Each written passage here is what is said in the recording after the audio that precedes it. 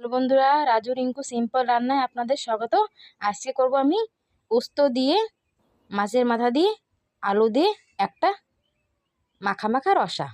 তাই আমি নিয়েছি উস্ত, আলু, এই যে মাছের মাথা আমি ভেজে নিয়েছি, আর কিছু কাঁচা লঙ্কা।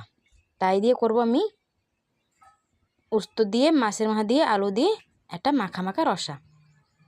তাই আমি আলু আর উস্ত অনেক কাটি নেব। এই যে আমার উস্ত আলু কেটে আমি ধুয়ে ভালো মতন এই যে আমি দিচ্ছি কড়াইতে জল দিয়ে একটু উস্ত আলু সেদ্ধ করে নেব, জাল করে নেব। তারপরে দেবো আমি তেলে ফোড়ন।